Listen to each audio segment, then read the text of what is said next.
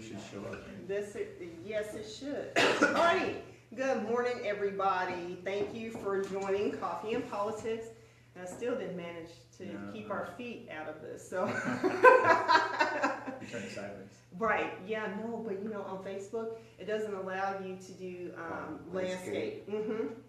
So again, thank you for joining. We're gonna have a much needed discussion here this morning about the homeless issue here in Dallas. And I know this has been written up in the Dallas Morning News and the Dallas Observer for the past couple of years.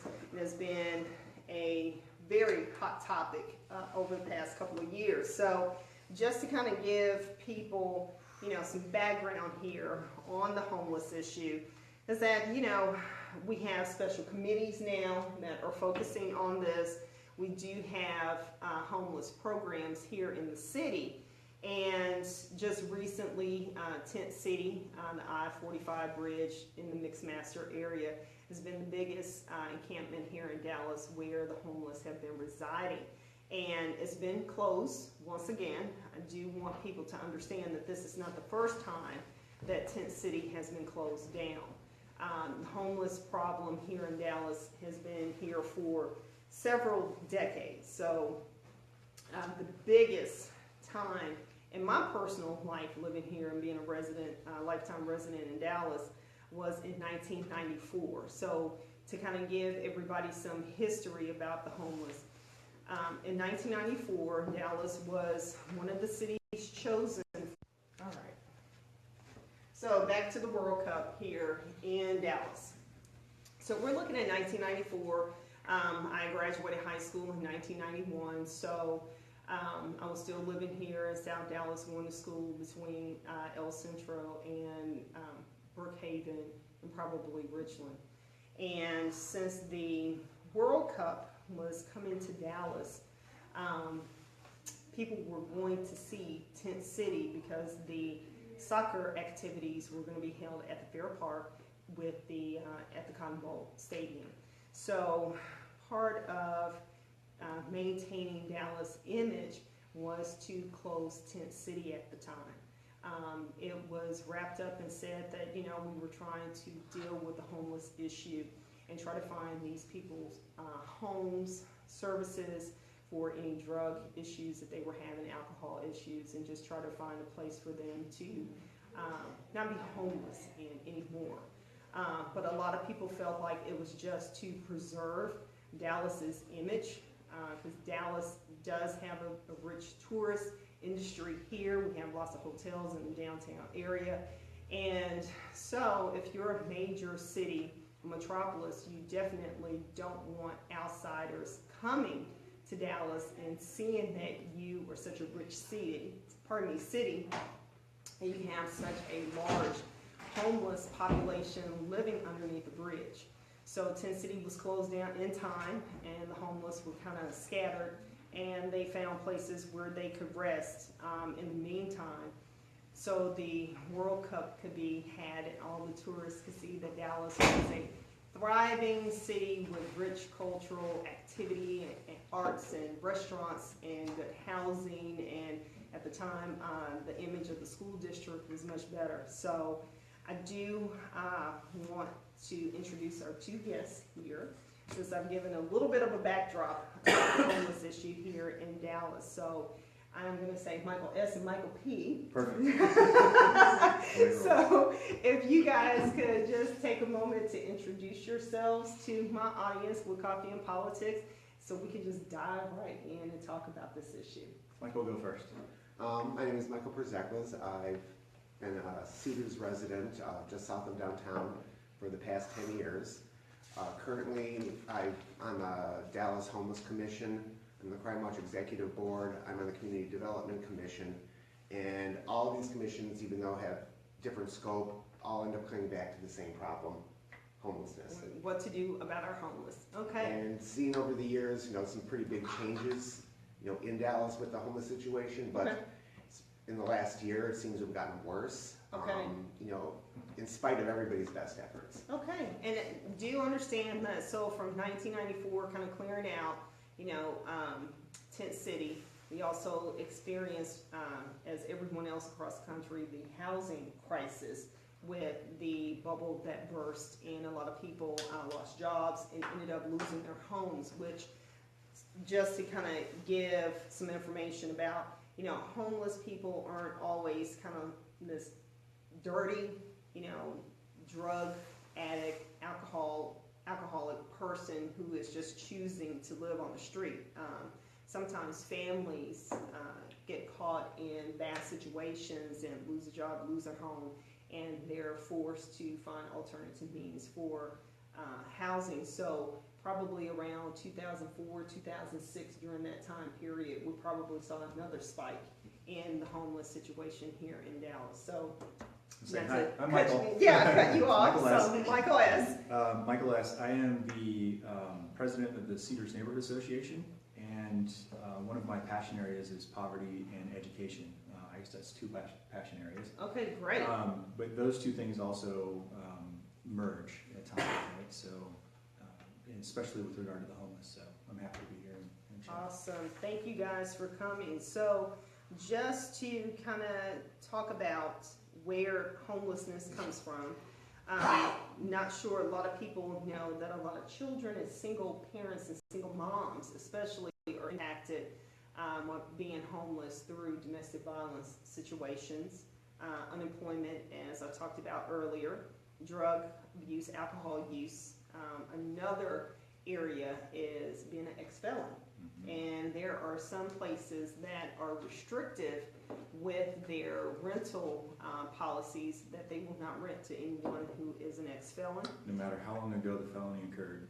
Which is a travesty, because that means, you know, you're continuing to pay for your crimes, Right. and it becomes a death sentence. So mental illness, there's also a huge population of veterans that are also homeless. And last but not least, kind of feral humans that are sometimes choosing to be homeless or have given up trying to change their situation. So, And they're not all in the same side, they have overlapping silos. yes, You can they be a do. veteran and an alcoholic and a felon, so. Yes. So it is multifactorial, as I like to say. So some of the programs that we do have in Dallas, and Michael P., please, this is just a short list, and I'm sure with being on the commission, yeah, you are very familiar with the Bridge being one of them, Austin Street Center, Dallas Life, and these are close to the Cedars, so. Well, we'll have a hard time finding ones that aren't close to the Cedars. Right. Turtle Creek Manor, which I've had experience working with the A's Arms agency in Cliff, Stu Pop Dallas, Family Gateway, Genesis, and Salvation Army. So, Michael P., just kind of, let's talk about, you know, the commission and what does the city look as far as trying to strengthen what we're already doing here for the homeless. What the commission, a quick history of the commission Sure. is last May, in 2016, we were down in the Cedars being overrun with issues. We had Tent City on I-45. We had another one that sprouted up at Dallas Heritage Village, which was very problematic. Yes.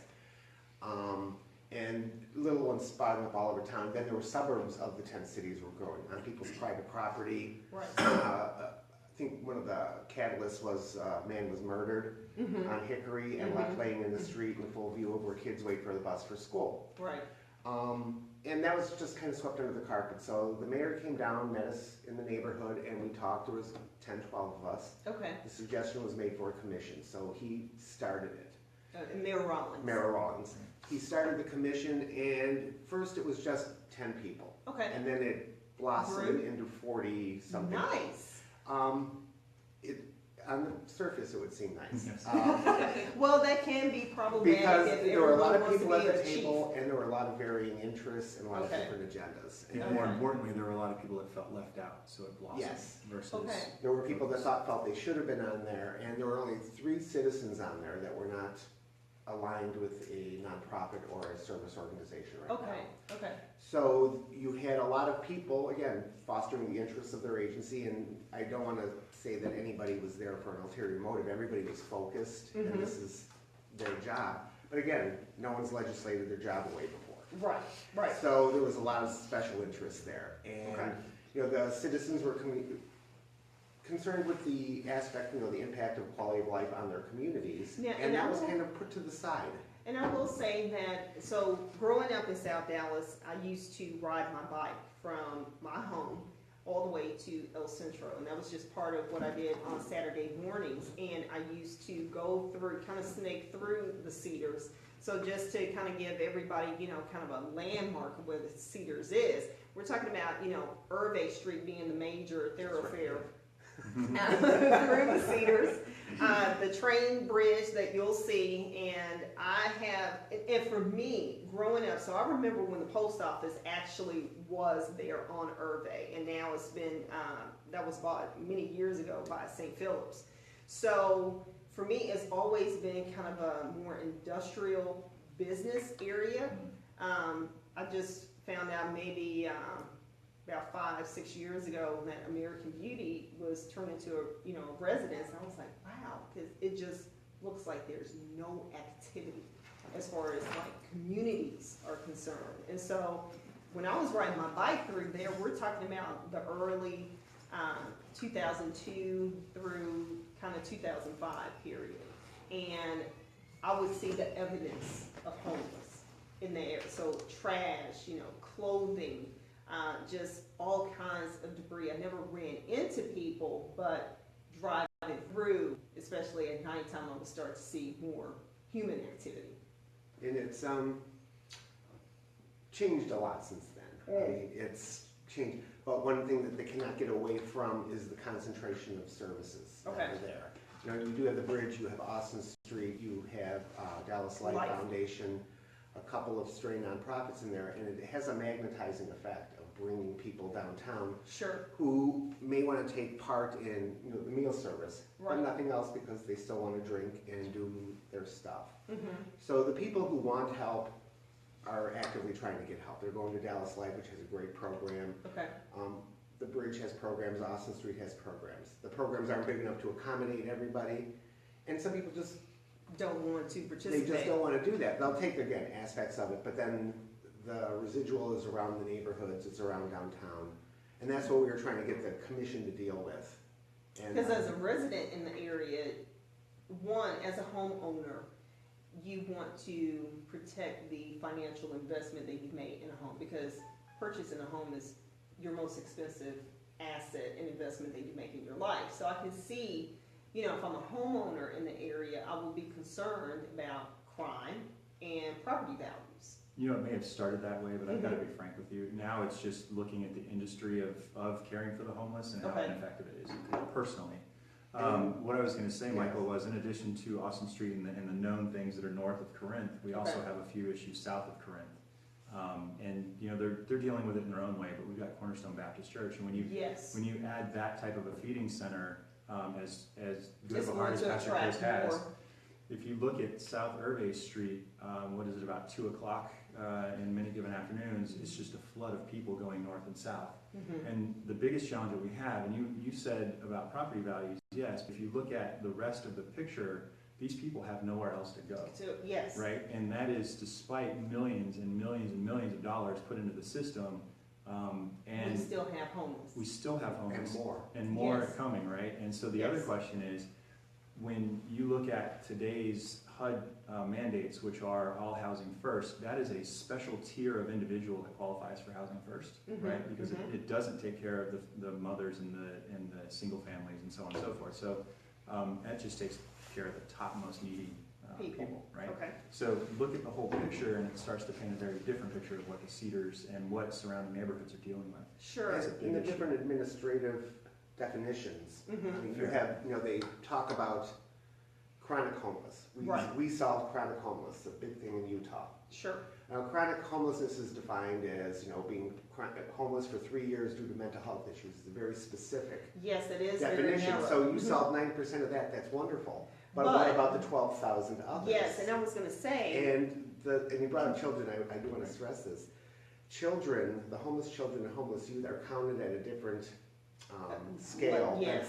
HUD has a different definition for them.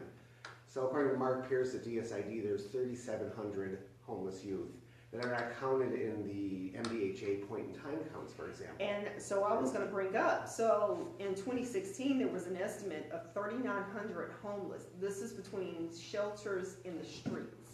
So then you take into account adding children in there because apparently that's not including them. Now you're looking at over 7,000 or up to 7,000. One of the conflicting things we noticed in the commission is everybody has a different count. Right. Some of the service providers put it up to 10,000 and some lessen it. And I don't know if that's a definition or is that an agenda item with the different groups. Right. But if you can't count what For you're the trying to real deal number, with, how in the world are you going to provide apply a solution, finances, programs, yes. programs, and even the logistics of you don't even know what's there. So how are you budgeting for this? Right. So, just to level set everybody here. So, Tent City, which has been targeted many times, has been estimated to have 250 people living there at one time with their tents set up as their home. As high as 450 in winter of last year. So, in May of 1994, again, in time for the World Cup, the city bulldozed that encampment also near Deep Ellum. So there was about 200 homeless there. So I know this is, so not to just think that it's concentrated downtown, because even with closing Tent City, there's been an increased population of homeless in District 3, which is in Oak Cliff, and we're talking about, the Redbird area. Now there's a new Tent City just here, Harwood and I-45 bridge in my neighborhood. So when you close one place down, they're just going to go somewhere else if we're not really targeting and getting to the root cause of why people are homeless. So the decision to close the tent city, they had to be closed. Sure. And again, they couldn't even count who was there. Right. One estimate was 250. It went as high as 850 because one of the providers got a grant for night vision goggles and went there to count it. Okay. Now, when asked about the variance, I think the mayor was getting frustrated at one of the meetings. You're counting 250, you're counting 800. Why is that a difference? Such a huge, because that's a one large of them gap. was because her people go home at 5. Didn't count it. So you didn't. That will statistically impact. Yeah, and when you closed, and they closed it again, there were murders there. Yes. We've been in there, it was horrible. Yes. But without any place for them to go. Right. I think they housed or got places for maybe 100. Okay. And the solutions that people had suggested, a lot of people suggested some things, the old Dawson facility, for example. Yes. Hensley Field. Michael did a great write-up on this place as. Okay, so speak on that. But Because you've been pretty quiet. but because that didn't fit Sure. the Housing First solution, it was dismissed. Dawson, they say is still on the table, but Because the county Scuttlebutt- commissioner, Scuttlebutt Teresa is- Daniels went there and Scuttlebutt is not. Oh, wow. Haven't gotten an official word on that, but we Sure. don't think that's going to happen. Sure. But those are things that, with a little work, could have put people in right away. And it Right. wouldn't have suited everybody. Not everybody would Sure, have went. of course. It's not a jail. Sure. But it would have taken that population off the streets, See. and then you could focus resources on the On- harder right. cases, for Right. example. The thing that kills me about this is there's so many people that will say what's in the best interest of the homeless individuals. And I think if you would have actually asked the people that are on the streets whether or not they would have slept an evening in the Dawson facility, many of them would have raised their hands and done it. And if you had asked that and actually executed it, those people would no longer be on the streets. They'd be Right. safe. Right. They'd be Right. sheltered and from the weather and what have you. Right. Nobody asked. And so you've got a bunch of people that are sitting around a table making decisions for people that don't have a voice. And I think that was another big concern in It the was commission, a huge concern. that they weren't No. represented. We got a letter from a homeless guy, or an email that was forwarded, and he's, Mr. Dunn, he's been very active at City Hall. James Dunn? James Dunn, Mhm. very active at City Hall. He sent an email that 4 Mhm. people have died in the camps that have sprung up around Malcolm X and Yes. Dawson area. by the Austin Street Shelter. Sure. 4 people are dead. That really frustrated me because 4 people could be alive if they had had a place to go. Right. And this delay is almost complicity in murder to me. I mean, it's shocking to me Yes, and that they are not acting, and a couple of $1 million that we throw away on legal fees could have set up, even if we only got 200 people into Dawson at the time. Sure. Those And people I'm might gonna play still be devil's alive. advocate with that, because again, with the image of the city, you know, there are certain things that we don't want to be known for, and having a homeless population that we're not really taking care of and is very visible is a blemish on my image, and I want to be seen as being very, you know, finance industry is here, so I want to have that image of wealth that's here. And so I want to turn a blind eye, and I may just say, well, that's just 4 less people that we have to deal with. Now, yes, exactly, because, you know, anybody who knows me, I mean, every dog that I've had has been a rescue dog.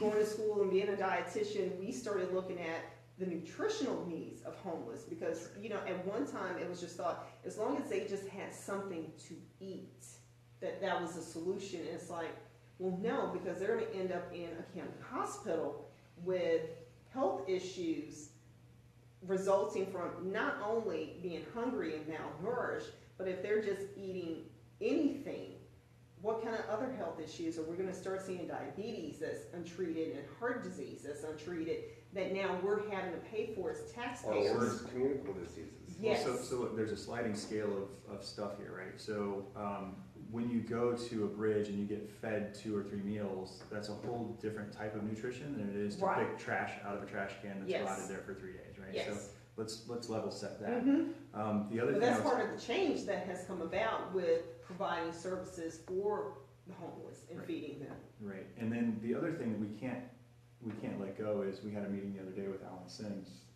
about a program that's coming to the Panhandling Initiative, right? That should launch on February 1st, which is to have a city paid for van, but it won't be the city of Dallas that will drive around and ask people to come on board and do day labor and work, and they'll get paid cash 1037. And that's kind of coming off of what the Albuquerque That's plan right. is. It's exactly what it was, and it was determined that the city couldn't pay the individuals directly cash, so they used one of their contractors, and it'll be taken care of that way. Now, here's the other cool thing about that.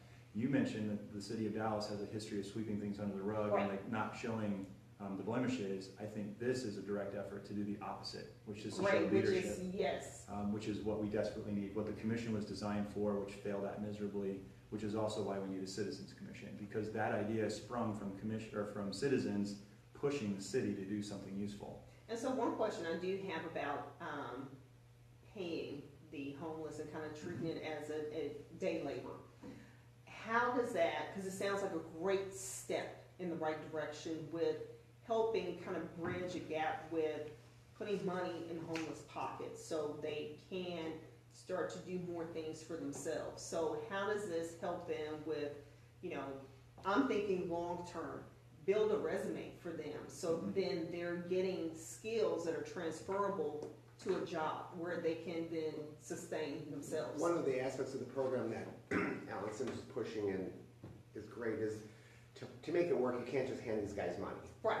They might as well panhandle if that's the case. Is when they have a specific drop-off point, wherever it is they pick them up and drop them off, there needs to be outreach people there from the service providers, whether it be from the bridge, from Dallas Life, somebody that says, okay, now that you did this, what about your housing, what about your job, what about your resume, what about your alcohol issue? Somebody there needs to be pointing them in a right path. Yes. The other thing that was determined was it was going to be random. I think it may not be initially, but doing it randomly means that there won't be necessarily lines of people that know they can just go through that. Exactly, and that was great idea, but if I'm homeless and I do want to take advantage of this, that means I'm trying to hop around the city to see if I can catch this service so I can get the day labor. Let's have that problem first. So we can sit here and debate what issues are going to come up with the whole thing. Let's put it into action and then problem solve. I think that's kind of the city's mentality at this point is, I think he actually said specifically we're experimenting our way through this, and I have no problem with that. That's what I do every day in business. Yeah. I mean, and you don't want to and I understand why he wants to push this fast, because we need a We need win, Yep. we need the leadership, and we have to do it before it gets politicized. Right. Before every council district saying, hey, how come it's not in my district? How come it's not in my district? Yes. And therefore making it political and, you know, Which as you we say, need to not do. Which This we need doesn't not to need do. to be a and political you don't issue. want somebody to accuse, one councilman to accuse another council person of, that's your little patronage army, your patronage army you're building with this stuff. And then some of the other fun ideas that we tossed out with Mr. Sims was how to change the public's view of panhandling. Right. Right.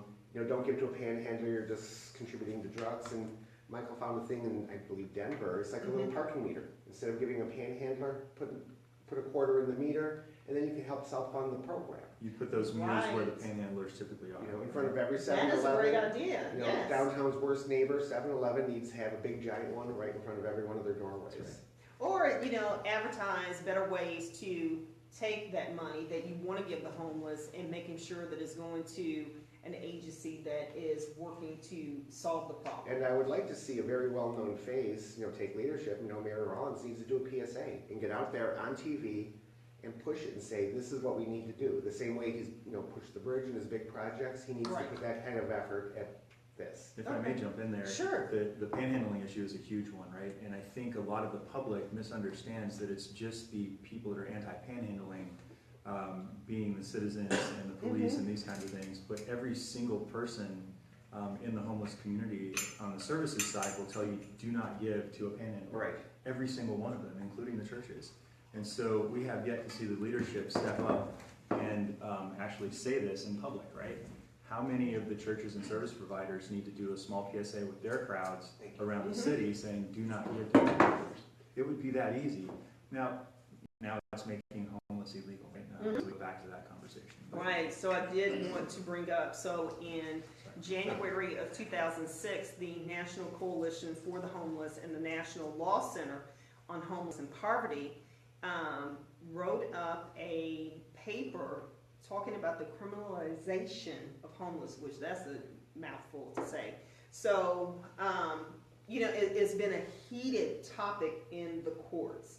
Miami, Los Angeles, even here in Dallas with Judge Joe Kendall in 1994 that temporarily barred the city from enforcing sleeping in public. That was an ordinance that was put into place to kind of help get the homeless off the street. So between 2012 and 2015, because this ordinance was temporarily barred, the city did appeal in 1995, took it to the 5th U.S. Circuit Court of Appeals, and that ordinance was put back into place based on a technicality that sleeping in public was a crime.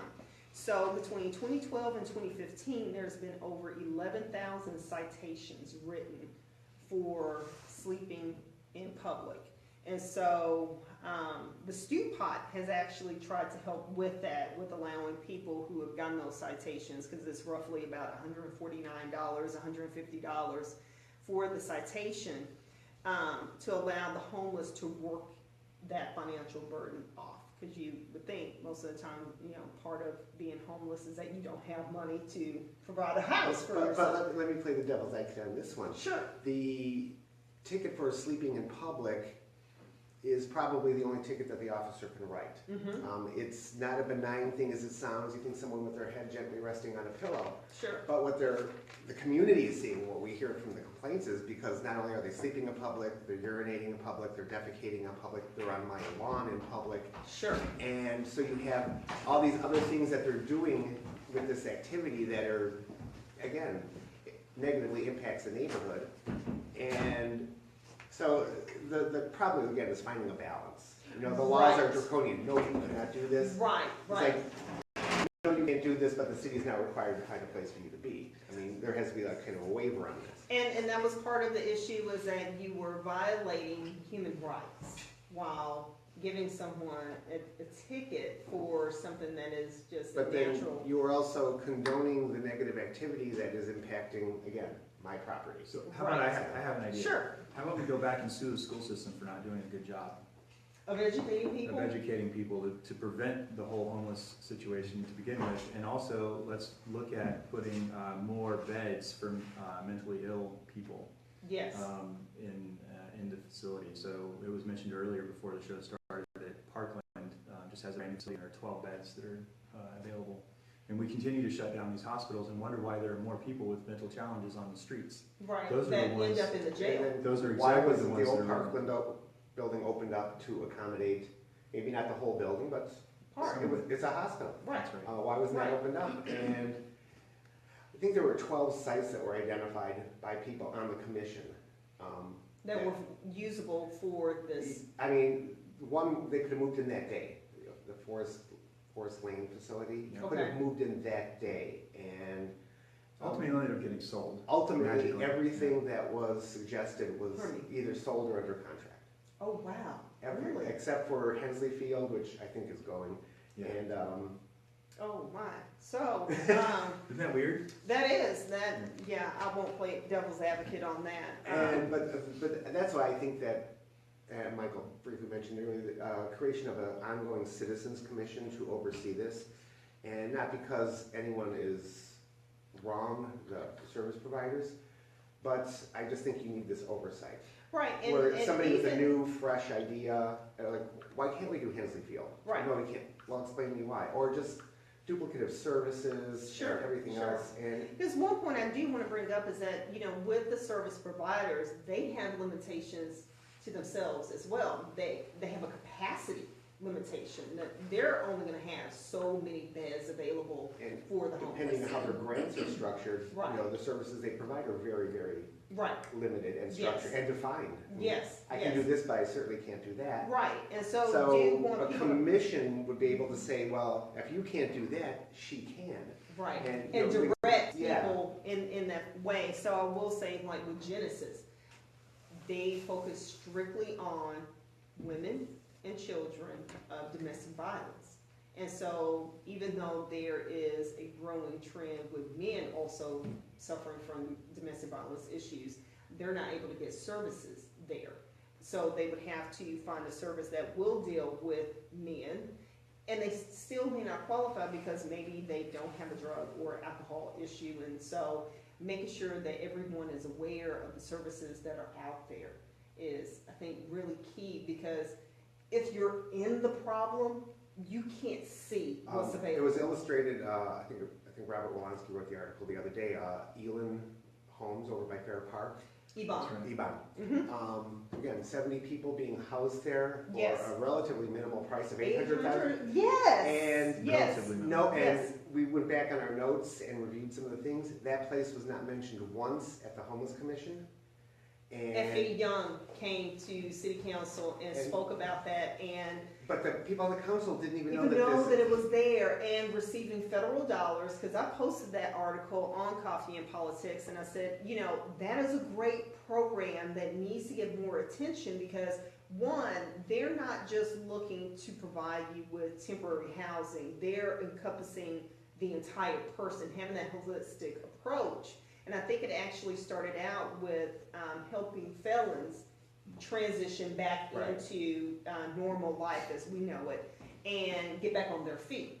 So, and it's grown, and just to see such a small dollar amount provides And such a when- great and when you service. compare it to the current proposals out there for similar projects, it's like 10% of what other people have proposed. Yes, yes. And so you're wondering, how do they effectively do this? And it seems very effective, because we met some of those guys. And, I mean, it was weird that we met them at the Homeless Commission forums, but I Right. did not know that's where they live, because Yes. no one brought this up. Right.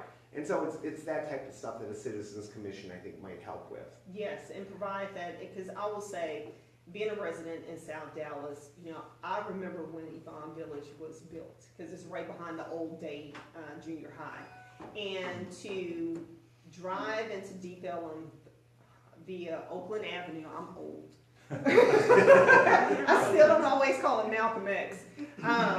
To drive by the little cottages, and I've driven by there various times during the day, evening, night, weekend, weekday, And I was thinking, oh, this is great. Like, it's a community. So if I'm homeless, then I'm going to have neighbors. And we can exchange our lives and interact as, you know, sometimes if you've been homeless for any lengthy period of time, you kind of lose touch of normal human activity and behaviors. But I take that back now. I actually saw activity over there the day that we had all the ice on the bridges. But that was the first time that I have seen activity in the little cottage village for City Square.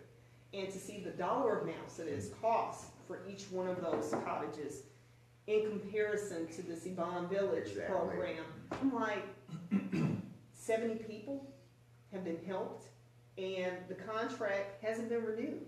And I'm saying, well, is Fair Park playing a role in that? Because now the property is going to be more valuable. it's going to be more valuable. And there's been loads of talk of gentrification in West Dallas and South Dallas. And it's like, well, you know, do you want this near Fair Park if you're talking about putting more expensive housing in that area? And you're back to your point about sweeping things under the rug. And I'm like wanting to go find some land and build an apartment complex and say, give me the contract, because I want to make sure that that program stays. there are many people who have spoken at the commission, who've come to the forums, who've made that offer. I can do this better, I can do this cheaper. And again, the focus, you know, is just a focus on housing first. And Okay. not availing themselves of services that are already out there. I mean, really, all you have to do is look at the list of the people that are on the Homeless Commission to find out why ideas like this one that he's talking about were turned down. Okay. There are 350 acres at Hensley Field that could have been turned into something by now, in fact, and we would be housing a ton of people. But because it didn't match Housing First, and because it didn't match what the leadership of the commission wanted, it didn't even get on the agenda. So having that citizens-focused commission, do you think that would broaden? A citizens focus that reports to the city council. Okay. Directly. And it's like every other commission that we have. People are vetted for financial interests. Political agendas? And not even so much political agendas. No. I mean, these are citizens that a council person says, hey, this guy is an interested member of the community. And, you know, bright, intelligent, doesn't necessarily have a homeless background, but who does when you start this out? Right. I mean, people are on TIF boards. They're not real estate people, they're not developers. Right. But they know what they want for their community and they know what's right. And that's what you elected somebody to do. And that person needs to be able to report back to their council person. Okay. This is what's going on in your neighborhood, because then the council person's taken blindsided at a city council meeting saying, I didn't even know that existed. Right. And Yeah, which is not a good look for the city overall. So go back to, you know, talking about panhandling. I don't know if people are aware that at one time there were ordinances to make stealing shopping carts. So that's why we have all these magnetic invisible field devices on shopping carts that you can't take them past a certain border. So that was part of the first step to kind of deal with homeless, with not encouraging them to pack all their life in a shopping cart that they've taken, to taking down Tent City multiple times, doing sweeps to round up the homeless, and at that point they're just being taken to a jail basically, because it was seen as a crime with being homeless. And just kind of going back to the Coalition for Homeless and the National Law Center, and these were just part of the items that they looked at, because they ranked 20 cities across the nation and looked at who was the meanest, and Dallas ranked number 6. Fancy that. So sweeps, restrictions on feeding the homeless. So if the homeless were in certain designated areas of the city, that was banned, and there were people that wanted to provide services for the homeless and help them. It's so complex. I was just going to say, it's so complex because, again, we're talking about the minutia of, you know, banning the ability to take a shopping cart off of a property, when what we need to be addressing, in my opinion, is how did that individual get to the point where they need a shopping cart in the first place? Yes. And none of our existing dollars are being spent on rent, right? Right. And what we're trying to do is figure out how to house people temporarily until they can get a house that may or may not be available ever. Right. So how do we get in front of this problem that we have with more and more people becoming homeless? And this is so complex because you're talking about taxing issues now, you're talking about minimum wage, you're talking about education, you're talking about so many different factors that lead us to this particular point. Right. And I don't think we're spending enough time on those Yes. to Now, address the latter part of it. I will bring up something that Judge Margaret Jones Johnson brought up with the mentally ill. And it can become an issue with forcing people to take their medication, because with some mental illnesses, once the medication has built up in their system and has stabilized them, then they can start to feel better and convince themselves that they no longer need the medication, Or the get off, expense. or be able to afford it. And so once they then come before the courts with that issue and being in the jail, then you're looking at, a cost. And being a retired registered dietitian, I know about the different tier with the medications, and the newer, more sophisticated, less symptoms or side effects with the medication, that has a higher cost. So if I'm bringing you into county services, I may be forcing you to take an older class drug, which you have already know that it doesn't work for you. Right. But because you're here, I'm forcing you to take it anyway, because I need you to get back to a place of some type of normalcy as we know it. So there's a whole complex issue there with how do we treat people that have a mental illness and providing them with the best services we can, because sometimes it's a cost of $10 per pill versus $50. If you could fix one thing in this whole homeless conversation, it would be the mentally ill, in my opinion. These are the people that you see downtown. If you go downtown at 7:30 in the morning, these are the people that are there before the workers that are walking around in blankets and sheets and what have you. Those specifically are the people that are high dollar and high value, if you will, to helping solve at least the most risky individuals, right? Those are the people that should be in the cottages. Those are the people that should be getting addressed first. And so anyway, my point there, my rambling on, was if we address the mental health issues first, I think a lot of these problems get addressed along the way. And the mental health issue, again, if you're not mentally ill before you're homeless, you certainly will get mentally ill. You can become, yes. Whether it's definitely. because of your diet or yes, or the traumatic events. The stress, the trauma, Yes. being beaten, that type of stuff. But the amount of money that we spend just carting people, just transporting them to, the APOWs that we have. You might have the number right there. It's thousands upon, actually it's millions of dollars that we spend just transporting somebody to Parkland to get their prescription and then let them loose. It's $1,200 a crack. And we're talking 13,000, 14,000 of these a year. Oh my. So just looking from a financial standpoint of redirecting the dollars that are dollar already. could be spent, a facility, a dispensary downtown, I think people have talked about. Yes, they have. That bus that they drive around, come fill your scripts here. Right. And it certainly would be a benefit to the people who are there, and maybe give the opportunity for somebody to talk to a mental health professional before they go crazy. Right. Right. Because sometimes, people that do have a mental illness, they will have a moment of clarity where they know it's not right. Things are not right with them. Or, and this will bring up another issue is, I was on Irvay, what Irvay looks is pretty deserted at night. yes. I was walking someone's dog. One of my neighbors, I was on his porch. I lit a cigarette, and usually when you light a cigarette, people pop out to ask me for one. So I saw this guy come out of nowhere and amble towards me, and didn't seem like he was, disheveled or anything like this. Right. And he said, "I want to kill myself." Oh my. So I went in there, got him water and cookies from Belinda's house where I was, and called the police, and then I called one of my neighbors out to stand with me because I didn't want to be out there by myself with this guy. Sure. But he was at a hospital in a suburb, and went to the hospital, and they said he wanted to kill himself. they put him in a taxi.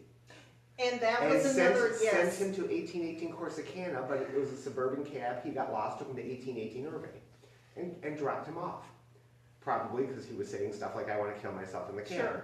Sure. So the guy's wandering around a deserted neighborhood at night, and the police come, and I must say crisis intervention was great. The police were great. They didn't throw him out, and they got him taken care of. And I know that's just one incident, but there are hundreds of incidents like that. where people are being dumped here from other suburbs who don't have the facilities to take care of them. And not doing it officially. Yes. Through channels. I mean, we've complained for years about vans of people being dropped off in our neighborhood. Right, because it is known that in Dallas County, we will try to manage them and provide them with services. And, school buses, white panel vans with no license plates. I mean, they just dump 10, 12 people off in the neighborhood. We subsequently found out that some of them were working for a pill mill that's currently under indictment that was working out at the bridge. They were rounding up homeless guys and using them to get scripts. So, I'm sorry, I'm but- having. But Yes. the bringing them into the city again puts a burden on our system. Yes, it does, and the taxpayers, providing the money to provide those services and just to bring the police up, not to say that, what they do is a bad job with dealing with the homeless. They're just, best they can. they're just doing what they can as trying to protect everyone in the city, but at the same time, having them deal with the homeless takes them away from more urgent crimes. And again, a resource that could be redirected and monies that could be redirected in a different And way. like you said, the cops are restricted constitutionally, as you Yes, brought up earlier. yes. So I have to jump in. Like we've told a couple of horror stories and what have you. I think the question that we have to ask ourselves now in 2017 is how do we move forward from this conversation, right? Right. So we know what happened. We can learn from that. We know that there needs to be a citizens commission on homelessness.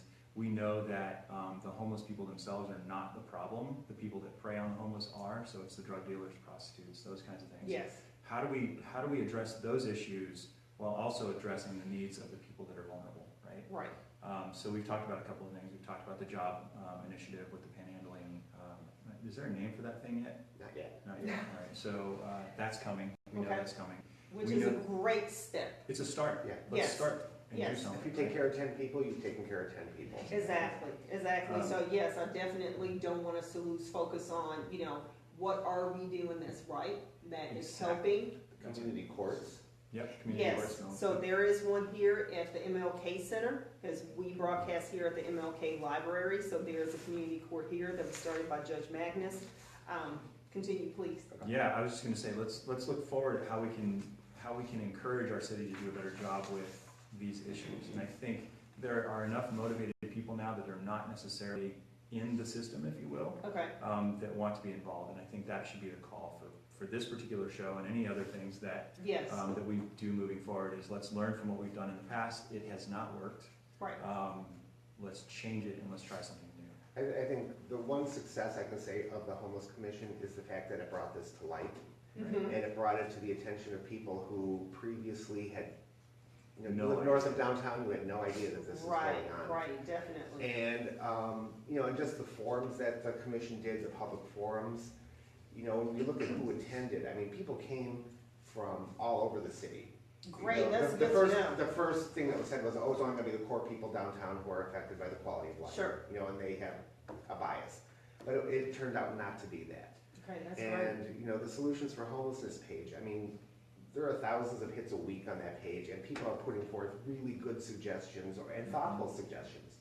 When we first opened the page, we thought it was gonna be ranting and raving and Right, some of the stuff that goes people on just Facebook. complaining, And this yes. is the one thing where it's actually very interesting that people are very thoughtful on this. And that's good to know because, again, this is not a new problem for the city.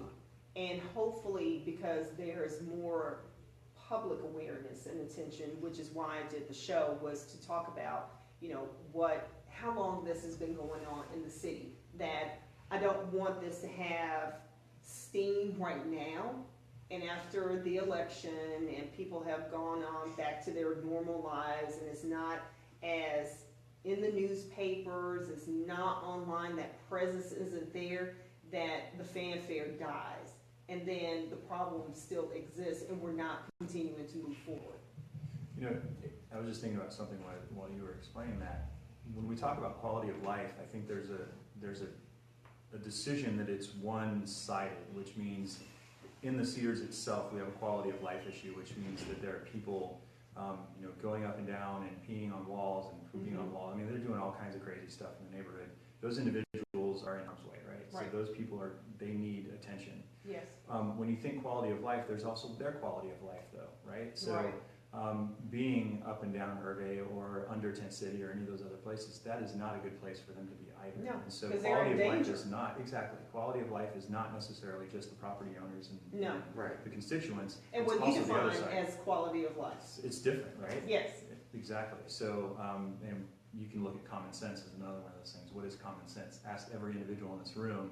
It's going to be different. It's going to be different. Very Yes. different. So Yes. anyway, that's all I wanted to say is just make sure when we bring up quality of life that it's not necessarily just the stakeholders' quality of life. It is also the people on the streets' quality of life. Right. That's my perspective. And once again, to talk about the image of the city, not dealing with it does hurt all of us in the city and in the county, because all of our resources are going to be directed to putting Band-Aid solutions or what feels like a Band-Aid and not really getting to that root cause to prevent the numbers from going up. Since we've seen just with reporting, it can have such a great variance in how many people are actually homeless to can we get to a place where we can stabilize the number? Like, look at that as being a first step, that we're not getting more homeless. We're not having more homeless children in the public school system and having to direct resources to that.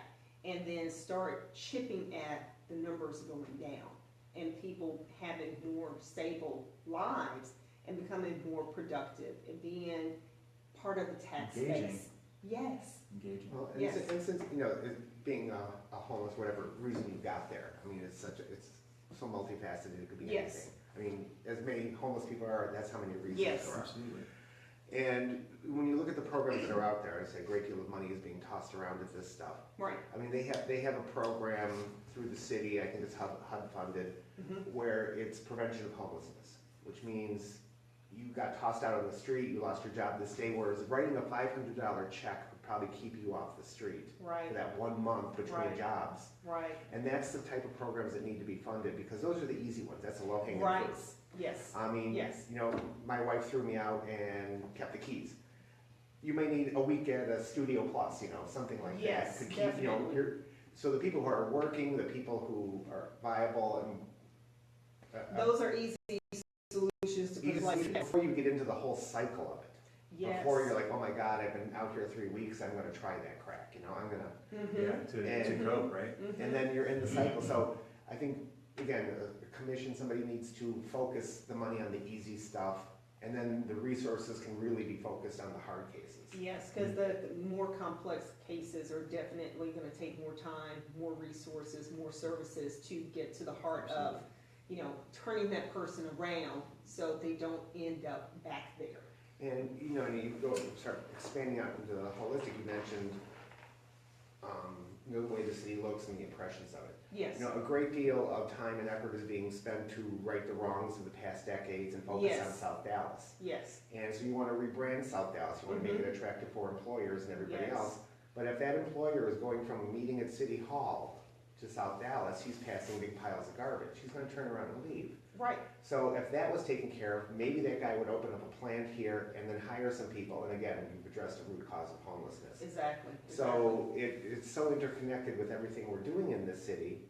But some of the Grow South efforts that we're doing are not addressing that. And Those core issues. a Yes. core issue is, Yes. do you have an employable workforce? Right. Well, And the schools are bad, but no, but this guy went to a vocational school that he learned maybe at the bridge referred him to a vocational yes, service. yes, and I will tell you, as a former adjunct professor, I worked at Lincoln College in Grand Prairie. And there were quite a few students that I had there that were going to school there to not take the hit being a felon and getting themselves redirected. But, that was something that was done through the court system. And I've had plenty of our Dallas County judges, especially our criminal judges, that have been putting programs in place and have specialty courts, because now they're seeing the impact of, giving someone a felony, how that's a death sentence. And that is a way to prevent the homelessness.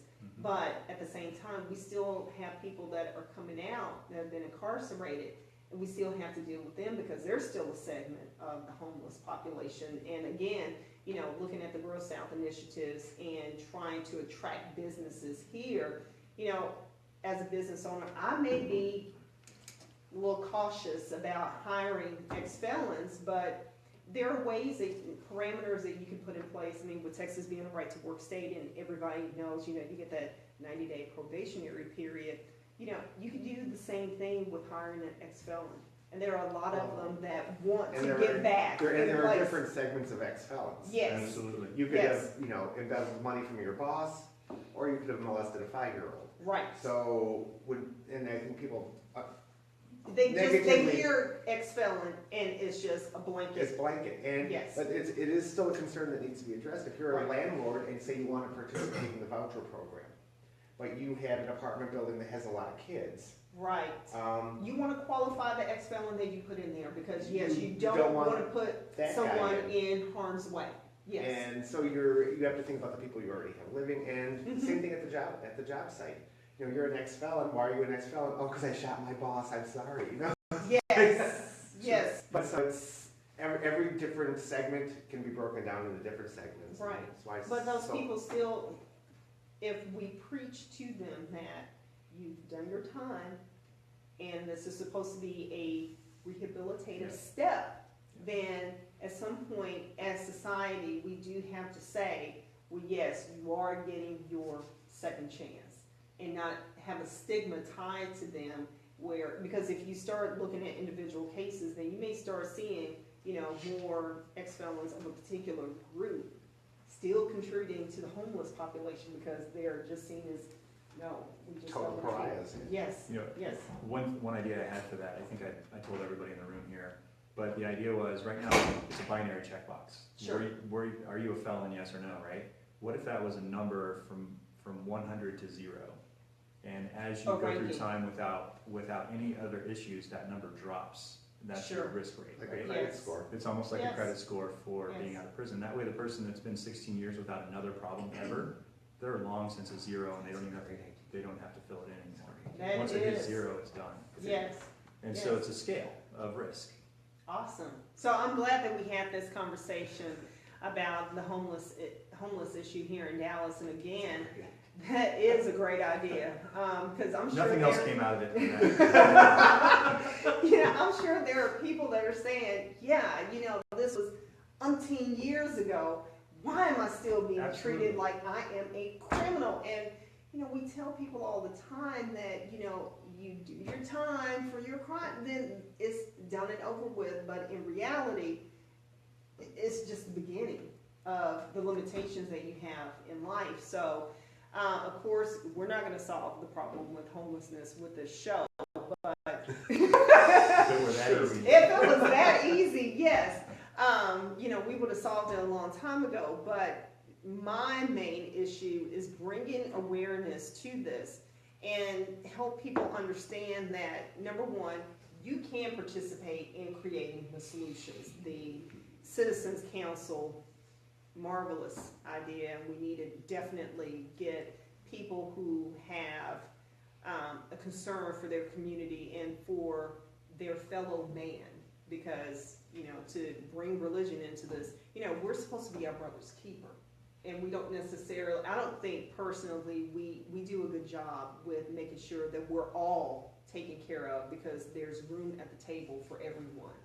And hopefully this doesn't disappear, and once the fanfare is gone and people are not so energetic anymore about it, that we're still facing the same issue and it comes back up next year or 5 years from now or 10 years from now, that we're looking at what are we doing for the homeless and we fail them once again. That people get engaged, because that's the whole point of having Coffee and Politics 101 is you understand what is happening in your backyard. and it was great. The biggest thing that came out of the national election and all of the attention for the presidential election was everyone got fired up. One way or another. One way or another, they got fired up. But people forgot about what was going on in their own backyard. So I saw that as an opportunity for people to get an education experience with learning what is happening. So hopefully they can get engaged in one part of what's going on in the city and say, I want to be part of that and help create solutions for what we're doing here. I think it's great, just little programs like this to keep things going. I mean, when we first started with the commission, I was all fired up about this. I went and I pulled a report from 2011, from 2004, from 1999, from 1994. And the sad part is there are people who testified at these hearings who are still testifying. Right. Yes. 15 years later, Yes. they were saying the same people were saying the exact same thing, and nothing happened. And I was determined that this isn't going to happen again. Right, And it did. right, right. But it was, you're sitting at these commissions and people are coming off the street and they're passionate, they're from their neighbors, or they're homeless or ex-homeless. And it was the same thing he said 10 years ago, and nothing had been addressed. The report was put in a pretty binders, sat on the pretty shelves. Right, and sort of yes. So we've done the math before on this, and I don't remember the exact number. What's the total spend so far in the last 10 years on this? $2.2 billion. $2.2 billion. $2.2 billion. What Yes, goes into ma'am. that number, though? Yeah, Can you qualify clarify the that? number? Yeah. Well, Yes, not, please, not yes. qualify like, Just subjectively. Subjective, exactly. Yeah, what that number would do. $113 million for food, MDHA special loan, $52 million for North Star, $8 million for the bridge, $17 million for MDHA, about $7.2 million for the jail contract. EMS is about 5.7. So Listen to wait, Five- yes. EMS alone. So you're Per spending year. about $225 million a year. And our position has been, is this the best spend of the public money? Exactly. And So I wanted to go back further on the jail contract. What was that number again? $7.2 million. $7.2 million for the jail contract. Jail. Yeah, Jail. I'm sorry, jail. not mental health. Not mental health. Jail. Can I say that one more time? Jail. And I'm sorry. So I get very passionate about incarcerating people for things that we could solve in a different way. And I know people kind of get alarmed about that, and I do want to be respectful of time here. That, these are people that have created jobs. But could we start transitioning that staff in other ways to deal with societal problems, transferring the skill set, gaining new skills in education to really deal with our problems in a better way versus asking me as a taxpayer to have my property taxes go up so I can make sure that money is being directed to the jail system.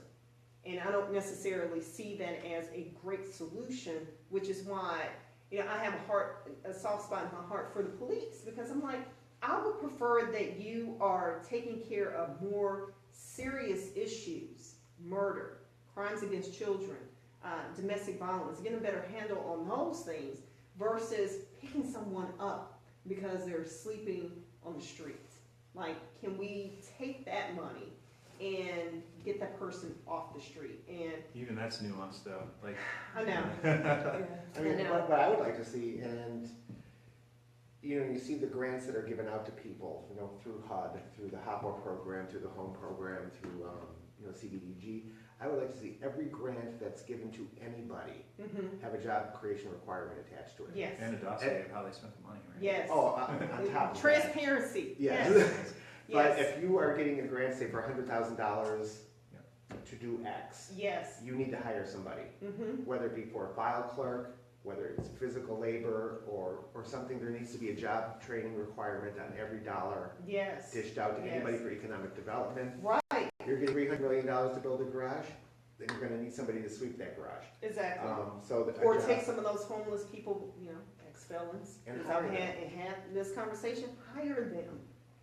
Help them get back on their feet. Because some ex-felons, they want to be productive citizens again. they don't want to go back to committing crimes. And you know, I could talk about the whole, you know, school to prison Different show. pipeline, and oh yes, a different show. And again, I'm passionate there about that. So, And it can be done, and you know, at a community level, one of the things we're really proud of in our neighborhood is, you know, the hotel that's being built on Akron. yes, the And Lorenzo Hotel. When we, that evolved from a different project, Yes. but talking with the developer who's been very, very good and sat down with the neighbor, one of the things was that you have to hire as much as possible somebody from neighbor. Yes. It's also associated with Texas Educational Opportunity Fund, which trains people for hospitality jobs. So where possible, I mean, you can't mandate you need to hire 90 people Right, from this shelter, right. and he's actually done this. He Great. advertised for jobs locally first. Yes, I did. See Yes, that. I saw that, and I posted it on Coffee and Politics. Disclaimer, my wife went to work there. Really? And Craig McKenzie, one of those guys. Craig McKenzie works, he's involved in there somehow. Yes. You know, it's John Grenham, Okay. you know, with the TEOF, but it's that type of thing I think can help every single neighborhood. If Yes. a developer is building 400 Yes. units of X in one neighborhood, Yes. that developer needs to have a nice sit down with that Yes. council person Yes. or the community and say, Yes. we have a population, say, of kids Right. that need entry level jobs. Right. Right. And I will tell you, so to plug one of my future guests is the Black Contractors Association. Unfortunately, John Proctor is not going to be on the show, but that was one of the conversations that we had was, you know, encouraging, you know, businesses that are coming into areas, especially underserved areas, and pulling the community in and getting their buy-in with, yeah, I'm doing business in your backyard, but also, how can I help you? How can I help provide a benefit for you? Because I will say in South Dallas, we've seen enough of you come and take and then you leave. That kind of vampire syndrome, as I call it. So There's a movie called Bug's Life. That's yes, all about it is. It is. So, gosh, we could go all day talking about this. But if you're and taking employers and you're hitting that Yes. vulnerable population before Yes. they get to the part where they're into out of the high course. school Yes. and you know Yes. they're the 18 to 24 group, if you Yes. can get that core group to keep them from joining the homeless population. Yes. It Yes. also prevents them from jumping on public transit and riding an hour and a half to a job that is not necessarily great. If somebody moves into your neighborhood and they hire you locally, it means you can walk. Yes. Right? Or you can. So if Dallas is trying to become a more walkable city, that's one way of doing it. So do you have to wrap it up because the room is available for someone else and we have run over. So I want to thank you guys for coming on the show. It's been great and a very passionate conversation. So again, look forward to seeing these guys on the show again. So I do want to extend that invitation that this is not a one-time deal because that's one thing that I do try to focus on with Coffee and Politics. So thank you guys. We went over a little bit, but just look for more shows that really talk about the interests of the city. Thank you. Thank you.